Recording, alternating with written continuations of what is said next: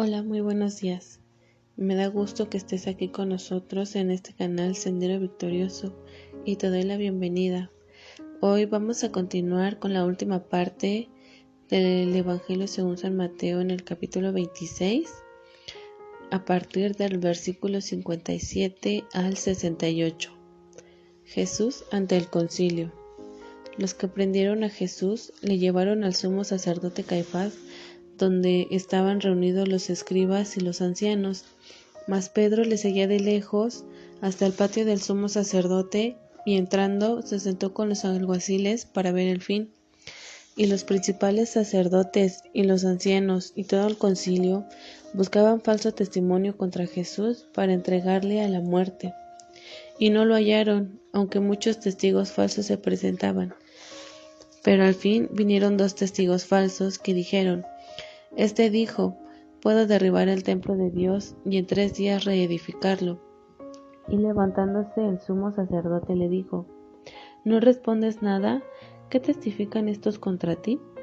Mas Jesús callaba. Entonces el sumo sacerdote le dijo: Te conjuro por el Dios viviente que nos digas si tú eres el Cristo, el Hijo de Dios. Jesús le dijo: Tú lo has dicho. Y además os digo que desde ahora veréis al Hijo del Hombre sentado a la diestra del poder de Dios y viniendo en las nubes del cielo. Entonces el sumo sacerdote rasgó sus vestiduras diciendo: Ha blasfemado. ¿Qué más necesidad tenemos de testigos? He aquí, ahora mismo habéis oído su blasfemia. ¿Qué os parece? Y respondiendo ellos dijeron: Es reo de muerte. Entonces le escupieron en el rostro y le dieron de puñetazos, y otros le abofeteaban, diciendo: Profetízanos, Cristo, ¿quién es el que te golpeó? Llegamos a la parte donde Jesús es llevado con Caifás, el sumo sacerdote, la mayor autoridad religiosa en el pueblo de Israel, y vemos a Pedro que le sigue de lejos, pudiendo recordar que él le dijo a Jesús que lo seguiría hasta la muerte. Ellos querían condenar a Jesús con mentiras, con falsos testimonios, incluso usar palabras que sí dijo Jesús, pero en su contra. Lo acusaban de blasfemia por autollamarse Hijo de Dios. Ninguno de los que dieron su falso testimonio fue capaz de inculparlo, pues todo lo que decía Jesús de sí mismo es verdad. Todo el ministerio de Jesús había sido público, su vida fue pública, por eso les resultó difícil encontrar algo que pudieran usar en su contra.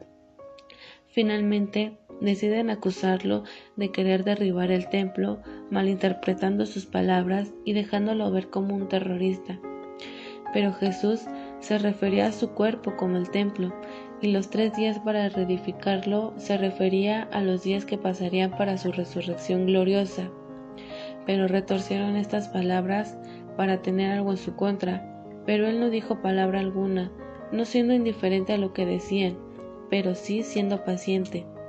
La palabra de Dios dice en Isaías 53:7 que fue llevado como cordero al matadero, pero sin decir palabra, sin abrir su boca ante sus trasquiladores. Caifás pasó de ser un juez a actuar como un acusador más.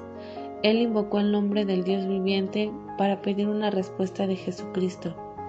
Vemos la frustración que ya tenía por el silencio de Jesús, que tiene que recurrir a esta táctica, pues hasta este momento seguía la inocencia de Jesús. Su intento de acusación estaba siendo un fracaso, hasta que llegamos a la pregunta: ¿eres tú el Cristo, el Hijo del Dios viviente? Haciéndole burla, porque ¿cómo sería posible que el Mesías se encontrara solo e indefenso? Aunque Caifás no quería saber la identidad de Jesús, solo quería su respuesta para poder acusarle finalmente de blasfemia y condenarle a muerte. Solo ellos pudieron utilizar la verdad en contra de Jesús. Su camino hacia la muerte había comenzado con golpes, escupitajos y burlas hacia él. Continuamos con la lectura a partir del versículo 69 en adelante. Dice: Pedro niega a Jesús. Pedro estaba sentado fuera en el patio y se le acercó una criada diciendo: Tú también estabas con Jesús el Galileo. Mas él negó delante de todos diciendo: No sé lo que dices.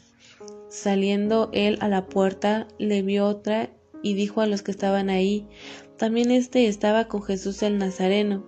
Pero él negó otra vez con juramento: no conozco al hombre.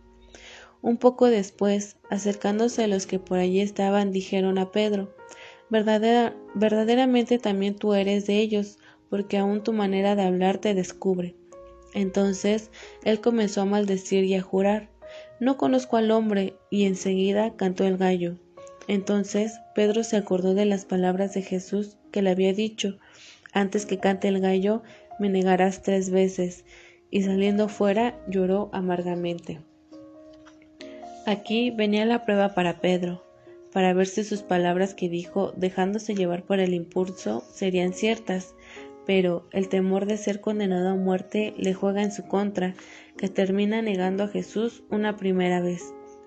La segunda vez ya lo hizo bajo juramento, pues el temor se había apoderado de él. Estos 2 primeros señalamientos eran porque lo habían visto con Jesús. La tercera vez fue por su forma de hablar, por lo que empieza a maldecir y a jurar para no seguir siendo delatado por sus propias palabras. Y podemos ver que aún quedaba maldad en su corazón. Nosotros, en algún punto de nuestra vida, hemos sido como Pedro. Podemos predicar una fe extraordinaria, pero al momento de ser puestos a prueba, la verdad que hay en nuestro corazón queda expuesta, dejando ver lo que en realidad somos, impuros y llenos de imperfección. Cuando Pedro negó a Jesús por tercera vez y cantó el gallo, se acordó de Jesús y de las palabras que le había dicho, porque retornaron en su interior, por lo cual se fue a llorar amargamente por lo que había hecho, pues había confrontado con la verdad, y se dio cuenta de la mentira que estaba viviendo. Cuando Jesús fue arrestado, Pedro le seguía de lejos, y después vino la negación. Seguir de lejos a Jesucristo nos puede llevar al pecado. Tenemos que seguirle de cerca, aun a pesar de nuestras tentaciones o pruebas. El Espíritu Santo nos viene a recordar el sacrificio de Jesús. Él murió para hacernos libres, no para darnos una excusa y querer seguir pecando cuanto queramos. Recuerda que si decidimos pecar aún conociendo el sacrificio, ya no queda más perdón para nosotros. Así que, hermana o hermano que nos estás oyendo, ¿qué tan en serio te tomas la muerte de Cristo? Que Dios te bendiga.